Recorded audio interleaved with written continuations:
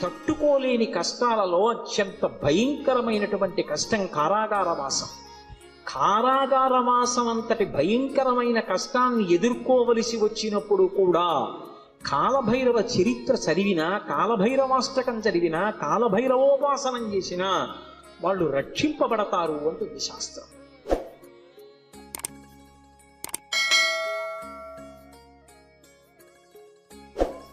అంత అద్భుతమైనటువంటి మూర్తి ఆ కాలభైరవుడు. సాక్షాత్ పరమేశ్వరుడే కాలభైరవుడిగా ఆవిర్భవించాడు ఒకానొకప్పుడు. కాలభైరవావతారంలో ఆయన లోకానికి కొన్ని మర్యాదలు నేర్పాడు. అందుకే ఒకప్పుడు అందరికీ ఎలా అతిశయం కలుగుతూ ఉంటుందో, గర్వం కలుగుతూ ఉంటుందో, అలా త్రిమూర్తుల యందు కూడా ఇటువంటి పోకడ ఒకటి రజోగుణ సంబంధమైనటువంటి వారి యందు కలుగుతూ ఉంటుంది.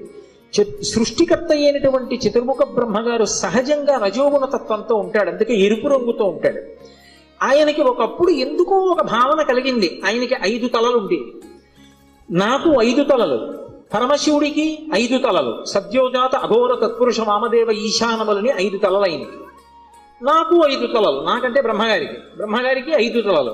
నాకు శంకరుడికి ఏం తేడా? మేమిద్దరం సమానం, నేనే సృష్టిలో అధికుడు అని వేదములను పిలిచి అడిగాడు. నేనా కాదా అన్నాడు. ఋగ్వేదము, సామవేదము, యజుర్వేదము, అథర్వణ వేదము కూడా నువ్వు కాదు, పరమశివుడే సృష్టికంతటికి కూడా మహాపురుషుడు, ఆయననే వేదములన్నీ కొలుస్తున్నాయని చెప్పి ఆయన అంగీకరించలేదు. ఆయన అహంకారం తగ్గించడానికి శంకరుడు సభలోకి ప్రవేశించాడు. ప్రవేశిస్తే ఒక్కొక్కసారి అతిశయం, గర్వం అనేటటువంటిది కలగకూడదు, కానీ అది కలిగితే ఎంతటి వారిని కూడా ఎలా పడగొట్టేస్తుంది అన్నదానికి ఈ ఆఖ్యానాలన్నీ వస్తాయి. రామకృష్ణ పరమహంస ఒక అద్భుతమైన మాట చెప్పేవారు. ఒకప్పుడు ఒక మహారాజు గారు ఒక భద్రగజం మీద ఎక్కి వస్తున్నాడు. భద్రగజం అంటే ఎంత ఉంటుంది? గురువాయూరులో రాత్రి కృష్ణుడి ఆలయం చుట్టూ ప్రదక్షిణం చేస్తాయి ఏనుగులు, అందులో భద్రగజాలు వస్తాయి. భద్ర అనే జాతికి చెందినటువంటి ఏనుగులు. అసలు ఆ ఏనుగుని చూస్తే ఓ పెద్ద కొండ శిఖరం నడిచి వెడుతున్నట్టు ఉంటుంది. వచ్చి వరుస క్రమంలో నిలబడతాయి గుడి చుట్టూ. అది ఎక్కాలంటే నిచ్చెనేసుకుని ఎక్కాలి. కానీ ఎంత క్రమశిక్షణగా ఉంటాయంటే దాని కుంభస్థలం మీద కృష్ణ పరమాత్మ విగ్రహం పెడతారు. పెట్టి అర్చకుడు ఎక్కడానికి వచ్చినప్పుడు అది కాలు చాపి ఈ సంధి భాగం బయటికి వచ్చేటట్టుగా, ఎముక పైకి వచ్చేటట్టుగా ఉంచుతుంది. ఉంచి తల ఇలా పెడుతుంది. పరిగెత్తుకుంటూ వచ్చి అర్చకుడు దాని చెవి పట్టుకొని ఈ సంధి భాగమునందు ఎగిరి కాలు పెట్టి మెట్లెక్కినట్టుగా దాని శరీరం మీద ఎక్కేసి కుంభస్థలం మీద కూర్చుంటాడు. అంతెత్తునుంటుంది భద్రగజం. అది దగ్గర నుంచి వెడుతూ ఉంటేనే ఉద్విగ్నత కలుగుతుంది. అటువంటి భద్రగజం ఎలా ఉంటుందో అంత ఎత్తున ఉండేటటువంటి స్వరూపమైతే భద్రగజంలా నడుస్తున్నాడు రా అంటారు. అలా ఒక మహారాజు అటువంటి భద్రగజం మీద వెళ్ళిపోతున్నాడు రాజవీధిలో. అటువంటి ఏనుగు వస్తోందంటే దాని ఒక్కొక్క కాలు ఇంతంత లావు ఉంటుంది. పాదం ఎత్తి వేస్తే గుండ్రంగా ఉంటుంది. ఏ ప్రాణైనా అణిగిపోతుంది. అందుకని అన్ని పక్కలకపోతాయి. అటువంటి ఏనుగు వస్తుంటే కన్నంలోంచి ఓ చిరుకప్ప ఒకటి పైకొచ్చి కప్ప కాలెత్తింది. కాలెత్తి చై బుద్ధి లేని ఏనుగా పక్కకి పో అని ఆశ్చర్యపోయారు. రామకృష్ణ పరమహంస శిష్యుడు నిలబడున్నారు అక్కడ. వాళ్ళకి సిద్ధులు ఉన్నాయి. ఆ శిష్యుడు చూసి గురువుగారి వంక తిరిగి అన్నాడు, హే బ్రహ్మన్, ఒక భద్రగజం వస్తోంది, దాని మీద మహారాజు వస్తున్నాడు. ఒక కప్ప కన్నంలోంచి బయటకు వచ్చి ఏనుగు మీద కాలెత్తి పక్కకు పోతావా పోవా అంటోంది. దీనికి బుద్ధిహీనత, అతిశయమా? ఎందుకు ఇలా కాలెత్తిందని అడిగారు. అడిగితే పరమహంస ఒక్క నిమిషం కళ్ళు మూసుకొని కళ్ళు తెరిచి అన్నారు, ఇవాళ సాయంకాలం ఈ రహదారి నుంచి ఒక జేబుకి చిల్లు ఉన్నటువంటి లాల్చీ వేసుకున్న వ్యక్తి వెళ్ళాడు. ఆయన జేబులో 4 పావలాకాసులు ఉన్నాయి. పావలాకాసు చిన్నగా గుండ్రగా ఉంటుంది కదూ, ఆ కన్నంలోంచి జారి పావలాకాసు కింద పడింది. కింద పడిన పావలాకాసు దుల్లుకుంటూ ఆ కన్నంలోకి వెళ్ళింది. కన్నంలో కప్ప ఉంది. కప్పకి పావలాకాసు దొరికింది. ఇప్పుడు కప్ప దగ్గర పావలా ఉంది కదూ, ఏనుగు మీద కాలెత్తింది. పావలా ఉన్న కప్ప ఏనుగు మీద కాలెత్తితే అన్నీ ఉన్నాయనుకున్న నాబోటిగాడు విర్రవీగితే అందులో అతిశయం ఎంత విచిత్రమైన లక్షణాన్ని కల్పిస్తుందో చూడండి. బ్రహ్మగారి అంతటి వాడికి ఒకప్పుడు ఈ ఆవేశం వచ్చింది. ఎందుకు అంటే తలల సంఖ్య లెక్క పెట్టాడు. నాకు 5, నీకు 5.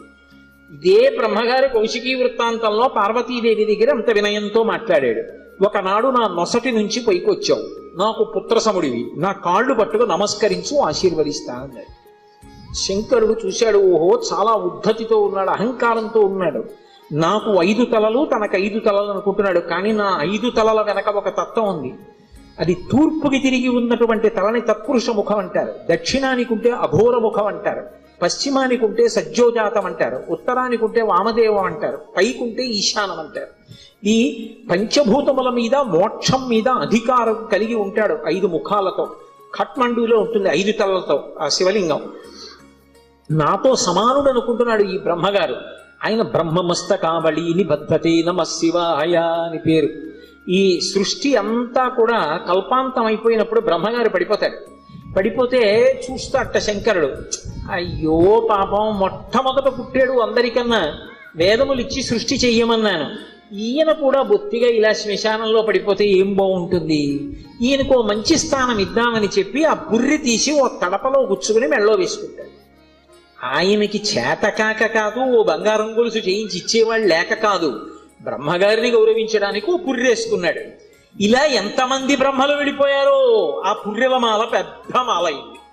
పునుకల పేరు కంఠమున భూరి భుజంగము భూషణంబుగా అనయము భస్మధారణము ఎద్రి నివాసము మేరు విల్లుగా అనుగుగ దంతి చర్మమును హస్తమునందు కపాల చోళముల్ పడిబడిదంతు శంకరు కృపావర రూపమును ఆశ్రయించదన్నంటారు.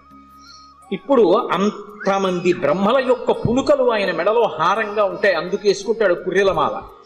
అరే, ఈ బ్రహ్మకి అతిశయం కలిగిందని తనలోంచి ఒక ప్రాణిని ఉత్పన్నం చేశాడు. భృంగి యొక్క అంశ, భృంగి యొక్క అవతారం వచ్చినటువంటి వాడు. ఒక్కసారి పరమశివుని అంశతోటే భైరవుడు ఉత్పన్నమయ్యాడు. ఆ భైరవుడు ముమ్మూర్తుల పరమశివుడు ఎలాగే ఉంటాడో అలాగే ఉంటాడు. ఆయన వస్తూనే ఆ బ్రహ్మగారి యొక్క పైన ఉన్నటువంటి తలకాయని పెద్ద యుద్ధం చేయలేదు, ఇలా గిల్లేశాడంతే. లోకంలో చూడండి ఒక మాట అంటారు, అదే అలా గిల్లేస్తున్నాయట్రా అంటారు. అన్నిటికన్నా తేలిక ఏంటంటే గిల్లేడు.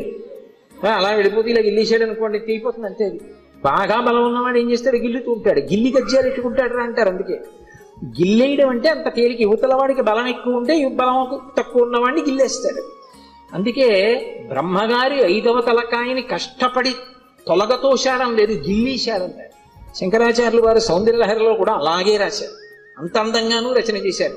మృణాళీ మృద్వీనాం తమ భుజలతానాం చతసృణాం చతుర్భిః సౌందర్యం సరసిజ భవస్తౌతి వదనైః నకేభ్యః సంత్రస్సన్ ప్రథమమథనాదందకరిపోః చతుర్ణాం శీర్షాణాం సమమభయ హస్తార్పణధియా అన్నారు. శంకరులకు శంకరులే చెల్లు. అహంకరించాడని కాలభైరవుడు ఓ తలకే గిల్లేశాడు. ఏమండి, ఇప్పుడు నేను ఇలా పట్టుకుని ఇలా గిల్లేశాను అనుకోండి, ఆ మిగిలిన పువ్వు ఏమనుకుంటుంది, దాన్ని ఒకదాన్ని గిల్లేడు నా జోలికి రాడనుకుంటుందా? ఏమో ఇలా అన్నవాడు మళ్ళీ ఇలా అంటే అది ఉడికిపోతే మళ్ళీ వచ్చేస్తుందేమో చెయ్యని. ఇప్పుడు ఇలా అన్నవాడు మళ్ళీ ఇంకోటి ఇలా అంటే 3 ఉంటాయి ఇంకా. అందుకని ఆయన ఏం చేశాడంటే బ్రహ్మగారు ఒక తలకాయ గిల్లేయగానే ఇంకా 4 తలకాయలు మిగిలాయి. అమ్మవారి వంక చూశాట. అమ్మవారు 4 చేతులతో ఉంటుంది కదా. అమ్మా, నేను తామర పువ్వులోంచి పుట్టాను, నీ చేతులు తామర పువ్వుల్లో ఉంటాయి, కాబట్టి మన ఇద్దరికి ఓ బంధుత్వం ఉంది. అమ్మా, నా 4 తలకాయలు తామర పువ్వుల్లాంటి నీ చేతుల కింద పెడతారు, కాపాడమ్మా అని 4 తలకాయలు గబగబా పెట్టుకెళ్ళి అమ్మవారు 4 చేతుల కింద పెట్టేటప్పటికి మళ్ళీ ఇల్లుదామని చూశాడు. పైన అమ్మవారి చెయ్యి ఉంది, నవ్వి ఊరుకున్నాడు. అలా అమ్మా, నీ చేతులు పెట్టుండకపోతే బ్రహ్మగారి తలకాయలు ఉండేవో ఉండకపోవు. ఏమో గిల్లేసిన వాడు ఓటే గిల్లుతాడని నమ్మకం. కాబట్టి నకేభ్యః సంత్రస్సన్ గోటితో గిల్లేశాడంతే. కాలభైరవుడంతే అంతటి ప్రచండ శక్తి స్వరూపుడు. కాశీఖండంలో ఆయన గురించి ఒక అద్భుతమైనటువంటి విశేషం చెప్తారు. అజుండు తాను అధికుండుననుచు గర్వింప కరనఖాగ్రమునత చిరము త్రుంచి సాకారయగు బ్రహ్మహత్యతో చనుజేరి సర్వలోకంబులు సంచరించి వైకుంఠమునకేగి రమా వైకుంఠు లచ్చించ అమృతభిక్షాసనం అరగించి కాశికానగర కంఠోపదేశంబున పగలవైచకరంపు బ్రహ్మపునుక ఆధిపత్యంబు పొందె కామారి చేత ప్రియవైచిన చోట కబురము చేసి కాశికాపురమునకు 7 గడయు చూపే క్రోధభైరవ దేవుండు ఉభజన్మ అంటారు. ఆయన బ్రహ్మగారి తలకాయ తుంపేశాడు. తుంపేస్తే ఆయన బ్రహ్మగారు బ్రహ్మహత్యాపాతకం వచ్చింది. పరమశివుడికి బ్రహ్మహత్యాపాతకం ఉంటుందా? ఆయన విధికి నిషేధానికి అతీతుడు. కానీ లోకంలో శివుడే చేశాడు కదా, మేమెందుకు చెయ్యకూడదని రేపు పొద్దున్న తెలియక జనులు బ్రహ్మహత్యా దోషం చేస్తే కట్టి కుడిపేస్తుంది. అందుకని దాని పాపం ఎంత కఠినంగా ఉంటుందో చూపించడానికి తాను బ్రహ్మహత్యాపాతకం పోగొట్టుకోవడానికి చెయ్యవలసిన ప్రాయశ్చిత్తాన్ని చేసి చూపించాడు. ఆ తల వచ్చి అంటుకుంది పుర్రె. ఆ చేతికి అంటుకున్న పుర్రెతోటి కపాల భిక్ష అందరినీ భిక్షాటన చేస్తూ లోకములన్నీ తిరిగాడు. తిరిగి తిరిగి తిరిగి తిరిగి ఒక రోజున వైకుంఠానికి వెళ్ళాడు. అబ్బా, ఇటువంటి అతిథి ఎక్కడ దొరుకుతాడు? ఊరక రారు మహాత్ములు మా రథముల ఇండ్ల కడకు వచ్చుటెల్లన్ కారణము మంగళములకు మీరొచ్చుట శుభమాకు నిజము మహాత్మ అంటాడు నందుడు గొర్గుడు వస్తే దశమస్కంధంలో. అలా గబగబా పరిగెత్తుకొచ్చి లోపలికి పిలిచి శ్రీమన్నారాయణుడు లక్ష్మీదేవి కూర్చోపెట్టి ఆయనకి ఆతిథ్యం ఇచ్చారు.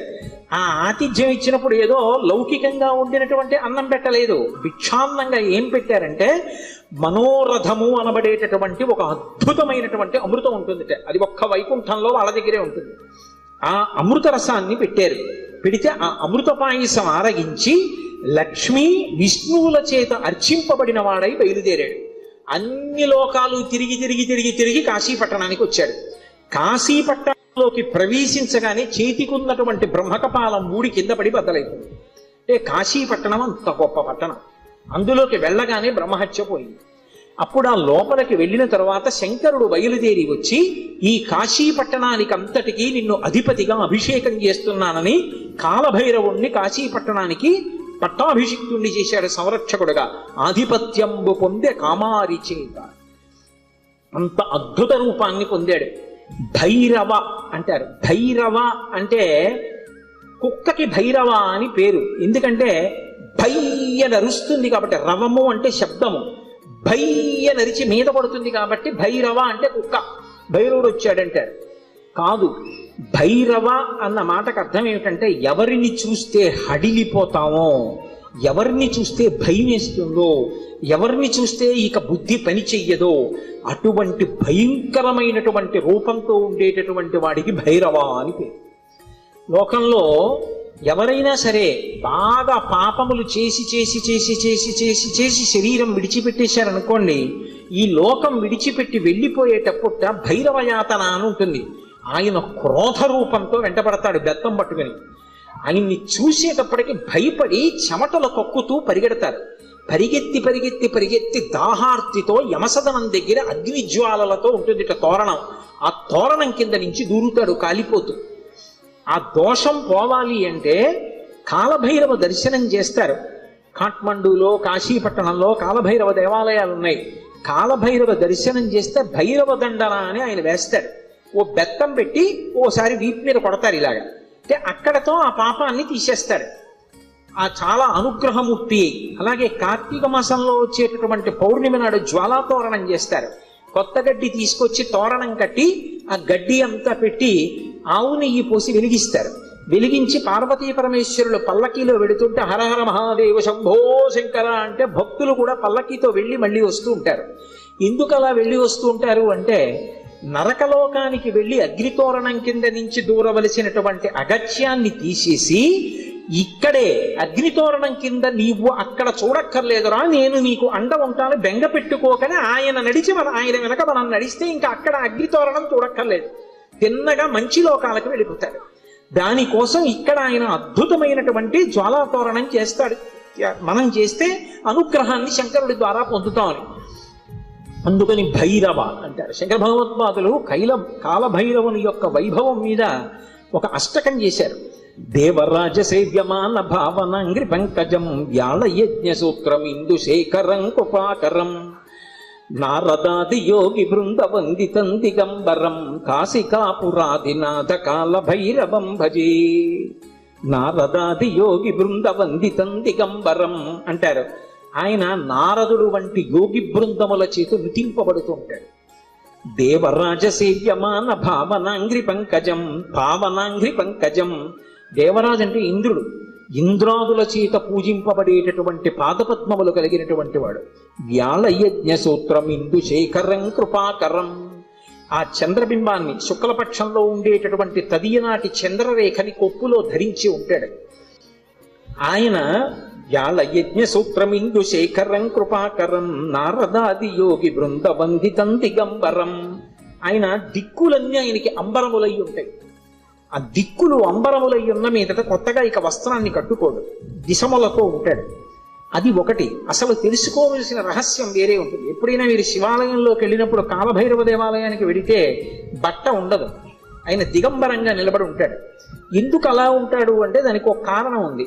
అంబరము దేనికి కట్టుకుంటారు అంటే, వస్త్రము కట్టుకున్నాడు అన్న మాటకి తాత్వికమైనటువంటి అర్థం ఏమిటి అంటే, లజ్జ పొంది ఉన్నారు, ఎవరు తనని చూసి సంతోషించాలో వాళ్ళు మాత్రమే సంతోషించాలి తప్ప అన్యులు తనని ఇంకొకలా చూడకుండా ఉండడానికి వస్త్రం కట్టుకుంటారు. సభాముఖంగా అంతకన్నా మాట్లాడకూడదు. బట్ట దేనికి కట్టుకుంటారు అంటే, ఏ పురుషుడు తనని ఎలా చూడాలో అలాగే చూడాలి. భర్త అయితే దాని అవసరం లేదు, భర్త కానివాడు ఇంకొకలా చూడ్డానికి వీల్లేదు. అంబరము ధరించి ఉంటారు. అంబరము భక్తికి సంకేతం. భక్తి అంబరమును కట్టుకుంటారు. భక్తి అంబరం కట్టుకుంటే పురుషుడి చేత ఆకర్షింపబడతాడు. ఎవరా పురుషుడు? ఒక్కడే పురుషుడు. పతిం విశ్వస్యాత్మేశ్వరగం శాశ్వతగం శివమచ్యుతం. ఆ భగవంతుడు ఒక్కడే పురుషుడు. ఆధ్యాత్మిక సంప్రదాయంలో అందరం స్త్రీలమే. మనందరికీ పతి ఆయన. ఆయన కొరకు భక్తి అన్న బట్ట కట్టుకుంటాం. అసలు పరమేశ్వరుడు ఎవరి కోసం కట్టుకోవాలి? ఎవరి పట్ల భక్తితో ఉండాలి ఆయన? ఆయన ఎవరిని పొందాలి? ఆయన పొందడానికి ఇంకెవరు లేరు, అందరూ ఆయన్ని పొందుతారు. అందుకే ఆయన బట్ట కట్టుకోడంటే భక్తి అన్న నంబరం ఆయన కట్టుకోక్కర్లేదు. అందుకు దిగంబరుడు. ఆ దిగంబర అన్న మాటను అలా అర్థం చేసుకోవాలి. అందుకే యోగి సంప్రదాయంలో ఈ దిగంబర అన్న మాట మీకు కనపడుతూ ఉంటుంది. కాబట్టి నారదాది యోగి బృంద వందితం దిగంబరం కాశికాపురాధినాథ కాలభైరవం భజే. అటువంటి కాలభైరవుణ్ణి నేను భజిస్తున్నాను. భానుకోటి భాస్వరం భవాబ్దితారకం ప్రభుం నీలకంఠమీప్సితార్థదాయకం త్రిలోచనం కాలకాలమంబుజక్షమక్షశూలమక్షరం కాశికాపురాధినాథ కాలభైరవం భజే. ఇప్పుడు నేను అష్టకం అంతా ఎక్కడ చెప్పాను? భానుకోటి భాస్వరం, కోటి మంది సూర్యులు ఉదయిస్తే ఎలా ఉంటుందో ఆయన కాంతి అలా ఉంటుంది. భవాబ్ధితారకం ప్రభుం, సంసారం అనే సముద్రాన్ని దాటించేస్తాడు ఆయన పాదాలు పట్టుకుంటే. నీలకంఠమీప్సితార్థదాయకం త్రిలోచనం, నీలకంఠుడై హలాహల భక్షణం చేసినటువంటి శంకరుడై లోకములను అనుగ్రహించగలిగిన వాడై భక్తజనుల యొక్క ఈప్సితములను తీర్చగలిగిన వాడై ఉంటాడు. నీలకంఠమీప్సితార్థదాయకం త్రిలోచనం కాలకాలమంబుజక్షమక్షశూలమక్షరం, చేతిలో అక్షమాల పట్టుకుని జ్ఞానాన్ని ఇవ్వగలిగిన వాడై ఉంటాడు. అందుకే అక్షమాల అంటే ధ్యాన స్థితిని కటాక్షిస్తాడు. పుస్తకాలు చదవడం గొప్ప కాదు, ధ్యానం చేయగలిగి ఉండాలి. ఆ మనస్సు చెప్పినప్పుడు మాట వినాలి. పిలవగానే మనసు వెనక్కొచ్చి ఎవరిని చూడమంటున్నానో వాళ్ళని చూడాలి. రా చూడు పార్వతీ పరమేశ్వరుల పాదద్వంద్వాన్ని అనేటప్పటికీ అది గబగబా వచ్చి కూర్చుని చూడడం అలవాటు అవ్వాలి. మనసు ఎలా వినాలి అంటే, కుక్క మాట విన్నట్టుగా వినడం, ఎద్దు మాట విన్నట్టుగా వినడం మనసుకి రావాలి.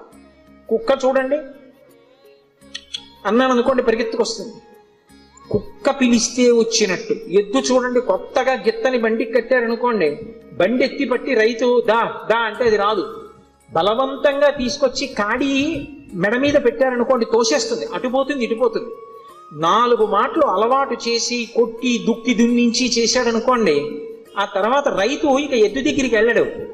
వచ్చి ఆ బండి కాడి పట్టుకుని ఇలా పైకి ఎత్తి పట్టుకుంటాడు. ఇలా ఎత్తి పట్టుకుని ఆ 2 కాడి ఇలా సమానంగా వస్తుంది అంటాడు. 2 ఎద్దులు నిద్రపోతున్నవి లేచి ఒళ్ళు విరుచుకొచ్చి మెడపెట్టేస్తాయి. పిలవలేదు ఆయన, ఏమి దా అని కూడా అనలేదు, అంటే చాలు 2 ఎద్దులు వచ్చాయి. అలా అన్నంత మాత్రం చేతనే ఎద్దులు వచ్చేస్తుంటే సాధన చేత మనసు వెనక్కి రావడం రావద్దు, రావాలి. అలా వచ్చేటట్టు చెయ్యగలిగిన వాడు, సాధనా బలాన్ని అనుగ్రహించగలిగిన వాడు కాలభైరవుడు. కాలస్వరూపంతో ఉంటాడు. అందుకే కాలకాలమంబుజక్షమక్షశూలమక్షరం కాశికాపురాధినాథ కాలభైరవం భజేత్. అందుకే కాలభైరవష్టానికి ఫలశ్రుతి చెప్తూ కాలభైరవాష్టకం పఠంతి ఏ మనోహరం జ్ఞానముక్తి సాధనం విచిత్ర పుణ్యవర్ధనం శోకమోహ దైన్య లోభ కోపతాపనాశనం తే ప్రయాంతి కాలభైరవంగ్రి సన్నిధిం ధ్రువం అంటారు.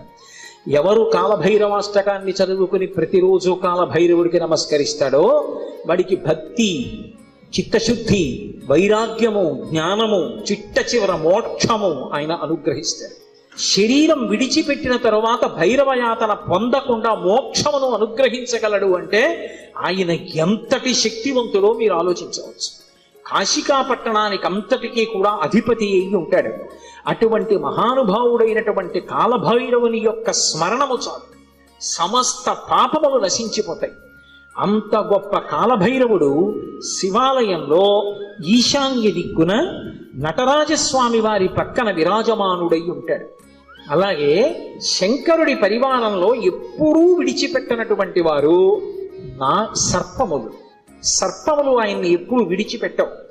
ఏదో అలా అనడమే కానండి, నిజంగా ఆయన పరివారం అద్భుతమైన పరివారం. సాయంకాలం అయ్యేటప్పటికి కవచం పెట్టేస్తారు. కవచం పెట్టారు అంటే ఇలా పాము పట్టి ఉంటుంది, మీరు చూసి ఉంటారు. కొన్ని చోట్ల శివాలయాల్లో శివలింగం మీద పడగ పట్టి ఉంటుంది. ఆ నైమిషారణ్యంలో అయితే ఒక అద్భుతమైనటువంటి శివాలయం ఉంది. ఆ శివాలయం యొక్క పానవట్టం మీద ఒక పాము పడుకుని ఉంటుంది. అది పడుకుని ఉన్నట్టుగా చిత్రీకరింపబడి ఉంటుంది. అద్భుతమైనటువంటి శివాలయం. అవన్నీ మీకు చూపిస్తారు. అక్కడే కొంచెం దూరం పెడితే రుద్రావర్తము అని గోమతి నది లోపల ధర్మరాజు గారు ప్రతిష్ఠ చేశాడు శివలింగాన్ని. సుడి ఏమీ కనపడదు, మీకు నీరు తిరగదు, కానీ ఇలా నీరు వెళ్ళిపోతూ ఉంటుంది. దాని ముందు కానీ వెనక కానీ మీరు మారేడాకేస్తే పైనుంచి తేలి వెళ్ళిపోతుంది. శివలింగం లోపలున్న చోటుకొచ్చి మారేడు దళం వేస్తే నిలువుగా లోపలికి వెళ్ళిపోతుంది. మీరు 100 జామ పళ్ళు తీసుకెళ్లి అందులో వేయండి, మీరు ఏమీ అడగకపోతే ఒక్క కాయ పైకి రాదు, నిలువుగా వరుస క్రమంలో లోపలికి వెళ్ళిపోతాయి. స్వామి ప్రసాదం ఇవ్వండి అని పైకి అడిగారు అనుకోండి, అన్ని పళ్ళు లోపలికి వెళ్ళిపోయి ఒక్క పండు పైకి వస్తుంది. భగవంతుని యొక్క అనుగ్రహము తిరుగులేనిది, ఈశ్వరుడు ఉన్నాడు అనడానికి ప్రబలమైనటువంటి సాక్ష్యాలు అవన్నీ. కాబట్టి ఆ పావు అనేటటువంటిది శివలింగం మీద పడగ పట్టి ఉంటుంది, అమ్మవారి యొక్క స్వరూపం. ఆ నాగులు ఎప్పుడూ శంకరుడితో అనుబంధంతో ఉంటాయి. అసలు ఆ పాము దేనికి గుర్తు అంటే కుండలిని శక్తికి ప్రతీక, అమ్మవారికి ప్రతీక. దేవరాజ సేవ్యమాన భావనంగ్రి పంకజం వ్యాళ యజ్ఞ సూత్రం ఇందు శేఖరం కృపాకరం నారదాది యోగి బృంద వందితం దిగంబరం కాశికాపురాధినాథ కాల భైరవం భజే. నారదాది యోగి బృంద వందితం దిగంబరం అంటారు. ఆయన నారదుడు వంటి యోగి బృందముల చేత నుతింపబడుతూ ఉంటాడు. దేవరాజ సేవ్యమాన భావనాంగ్రి పంకజం, పావనాంగ్రి పంకజం. దేవరాజు అంటే ఇంద్రుడు, ఇంద్రాదుల చేత పూజింపబడేటటువంటి పాదపద్మములు కలిగినటువంటి వాడు. వ్యాళయజ్ఞ సూత్రం ఇందు శేఖరం కృపాకరం. ఆ చంద్రబింబాన్ని శుక్లపక్షంలో ఉండేటటువంటి తదియనాటి చంద్రరేఖని కొప్పులో ధరించి ఉంటాడు ఆయన. వ్యాళయజ్ఞ సూత్రమిందు శేఖరం కృపాకరం నారదాది యోగి బృంద వందితం దిగంబరం. ఆయన దిక్కులన్నీ ఆయనకి అంబరములై ఉంటాయి. ఆ దిక్కులు అంబరములై ఉన్న మీదట కొత్తగా ఇక వస్త్రాన్ని కట్టుకోడు, దిశములతో ఉంటాడు. అది ఒకటి. అసలు తెలుసుకోవలసిన రహస్యం వేరే ఉంటుంది. ఎప్పుడైనా మీరు శివాలయంలోకి వెళ్ళినప్పుడు కాలభైరవ దేవాలయానికి వెడితే బట్ట ఉండదు, ఆయన దిగంబరంగా నిలబడి ఉంటాడు. ఎందుకు అలా ఉంటాడు అంటే దానికి ఒక కారణం ఉంది. అంబరము దేనికి కట్టుకుంటారు అంటే వస్త్రము కట్టుకున్నాడు అన్న మాటకి తాత్వికమైనటువంటి అర్థం ఏమిటి అంటే లజ్జ పొంది ఉన్నారు, ఎవరు తనని చూసి సంతోషించాలో వాళ్ళు మాత్రమే సంతోషించాలి తప్ప అన్యులు తనని ఇంకొకలా చూడకుండా ఉండడానికి వస్త్రం కట్టుకుంటారు. సభాముఖంగా అంతకన్నా మాట్లాడకూడదు. మీకు ఇంకా బాగా అర్థం అవడాలంటే నేను ఒక్కటే మాట చెప్పగలను. 1 కోటి రూపాయలు పెట్టి రకరకాల నగలు చేయించుకుని ఒంటి నిండా పెట్టుకుని ఒక స్త్రీ బట్ట కట్టుకోలేదనుకోండి, ఏమంటారు? లజ్జావిహీన అంటారు. సముద్రపు తొట్టున దొరికేటటువంటి నత్తగొల్లలతో హారం వేసుకుని 30 రూపాయల చీర కట్టుకుందనుకోండి, ఏమంటారు? మానవతి అంటారు. బట్ట దేనికి కట్టుకుంటారు అంటే ఏ పురుషుడు తనని ఎలా చూడాలో అలాగే చూడాలి. భర్త అయితే దాని అవసరం లేదు, భర్త కానివాడు ఇంకొకలా చూడ్డానికి వీల్లేదు. అంబరము ధరించి ఉంటారు. అంబరము భక్తికి సంకేతం. భక్తి అంబరమును కట్టుకుంటారు. భక్తి అంబరం కట్టుకుంటే పురుషుడి చేత ఆకర్షింపబడతాడు. ఎవరా పురుషుడు? ఒక్కడే పురుషుడు. పతిం విశ్వస్యాత్మేశ్వరగం శాశ్వతగం శివమచ్యుతం. ఆ భగవంతుడు ఒక్కడే పురుషుడు. ఆధ్యాత్మిక సంప్రదాయంలో అందరం స్త్రీలమే, మనందరికీ పతి ఆయన, ఆయన కొరకు భక్తి అన్న బట్ట కట్టుకుంటాం. అసలు పరమేశ్వరుడు ఎవరి కోసం కట్టుకోవాలి? ఎవరి పట్ల భక్తితో ఉండాలి ఆయన? ఆయన ఎవరిని పొందాలి? ఆయన పొందడానికి ఇంకెవరు లేరు, అందరూ ఆయన్ని పొందుతారు. అందుకే ఆయన బట్ట కట్టుకోడంటే భక్తి అన్న నంబరం ఆయన కట్టుకోక్కర్లేదు, అందుకు దిగంబరుడు. ఆ దిగంబర అన్న మాటను అలా అర్థం చేసుకోవాలి. అందుకే యోగి సంప్రదాయంలో ఈ దిగంబర అన్న మాట మీకు కనపడుతుంటుంది. కాబట్టి నారదాది యోగి బృంద వందితం దిగంబరం కాశికాపురాధినాథ కాలభైరవం భజే. అటువంటి కాలభైరవుణ్ణి నేను భజిస్తున్నాను. భానుకోటి భాస్వరం భవాబ్దితారకం ప్రభుం నీలకంఠమీప్సితార్థదాయకం త్రిలోచనం కాలకాలమంబుజక్షమక్షశూలమక్షరం కాశికాపురాధినాథ కాలభైరవం భజే. ఇప్పుడు నేను అష్టకం అంతా ఎక్కడ చెప్పాను? భానుకోటి భాస్వరం, కోటి మంది సూర్యులు ఉదయిస్తే ఎలా ఉంటుందో ఆయన కాంతి అలా ఉంటుంది. భవాబ్ధితారకం ప్రభుం, సంసారం అనే సముద్రాన్ని దాటించేస్తాడు ఆయన పాదాలు పట్టుకుంటే. నీలకంఠమీప్సితార్థదాయకం త్రిలోచనం, నీలకంఠుడై హలాహల భక్షణం చేసినటువంటి శంకరుడై లోకములను అనుగ్రహించగలిగిన వాడై భక్తజనుల యొక్క ఈప్సితములను తీర్చగలిగిన వాడై ఉంటాడు. నీలకంఠమీప్సితార్థదాయకం త్రిలోచనం కాలకాలమంబుజక్షమక్షశూలమక్షరం, చేతిలో అక్షమాల పట్టుకుని జ్ఞానాన్ని ఇవ్వగలిగిన వాడై ఉంటాడు. అందుకే అక్షమాల అంటే ధ్యాన స్థితిని కటాక్షిస్తాడు. పుస్తకాలు చదవడం గొప్ప కాదు, ధ్యానం చేయగలిగి ఉండాలి. ఆ మనస్సు చెప్పినప్పుడు మాట వినాలి. పిలవగానే మనస్సు వెనక్కొచ్చి ఎవరిని చూడమంటున్నానో వాళ్ళని చూడాలి. రా చూడు పార్వతీ పరమేశ్వరుల పాదద్వంద్వాన్ని అనేటప్పటికీ అది గబగబా వచ్చి కూర్చుని చూడడం అలవాటు అవ్వాలి. మనసు ఎలా వినాలి అంటే కుక్క మాట విన్నట్టుగా వినడం, ఎద్దు మాట విన్నట్టుగా వినడం మనసుకి రావాలి. కుక్క చూడండి అన్నాను అనుకోండి పరిగెత్తుకొస్తుంది, కుక్క పిలిస్తే వచ్చినట్టు. ఎద్దు చూడండి కొత్తగా గిత్తని బండికి కట్టారనుకోండి, బండి ఎత్తి పట్టి రైతు దా దా అంటే అది రాదు. బలవంతంగా తీసుకొచ్చి కాడి మెడ మీద పెట్టారనుకోండి తోసేస్తుంది, అటుపోతుంది ఇటుపోతుంది.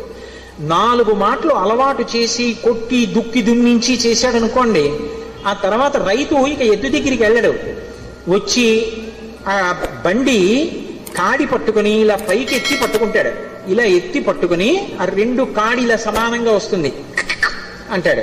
2 ఎద్దులు నిద్రపోతున్నవి లేచి ఒళ్ళు విరుచుకొచ్చి మెడబెట్టేస్తాయి. పిలవలేదు ఆయన, ఏమి దా అని కూడా అనలేదు, అంటే చాలు 2 ఎద్దులు వచ్చాయి. అలా అన్నంత మాత్రం చేతనే ఎద్దులు వచ్చేస్తూ ఉంటే సాధన చేత మనసు వెనక్కి రావడం రావద్దు, రావాలి. అలా వచ్చేటట్టు చెయ్యగలిగిన వాడు, సాధనా బలాన్ని అనుగ్రహించగలిగిన వాడు కాలభైరవుడు. కాలస్వరూపంతో ఉంటాడు. అందుకే కాలకాలమంబుజక్షమక్షశూలమక్షరం కాశికాపురాధినాథ కాలభైరవం భజేత్. అందుకే కాలభైరవష్టానికి ఫలశ్రుతి చెప్తూ కాలభైరమష్టకం పఠంతి ఏ మనోహరం జ్ఞానముక్తి సాధనం విచిత్ర పుణ్యవర్ధనం శోకమోహ దైన్యలోభకోపతాపనాశనం తే ప్రయాంతి కాలభైరవంగ్రి సన్నిధిం ధ్రువం అంటారు.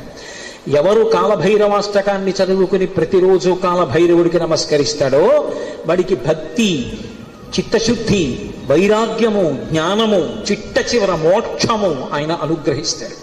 ప్రత్యేకించి మార్గశీర్ష మాసం, చతుర్దశి, అష్టమి, మంగళవారం, ఆదివారం ఇటువంటివి కాలభైరవుడి గురించి వినడానికి అత్యుత్తమమైనటువంటి రోజులు.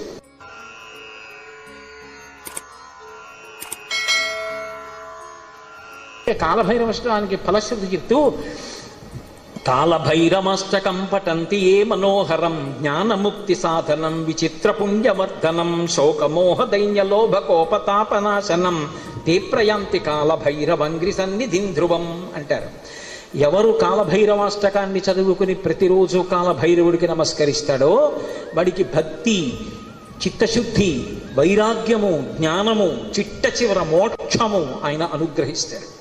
ప్రత్యేకించి మార్గశీర్ష మాసం, చతుర్దశి, అష్టమి, మంగళవారం, ఆదివారం ఇటువంటివి కాలభైరవుడి గురించి వినడానికి అత్యుత్తమమైనటువంటి రోజులు. కారాగారవాసం లాంటి ఆపదని కూడా తప్పిస్తాడు. శరీరం విడిచిపెట్టిన తరువాత భైరవయాతన పొందకుండా మోక్షమును అనుగ్రహించగలడు అంటే ఆయన ఎంతటి శక్తివంతుడో మీరు ఆలోచించవచ్చు.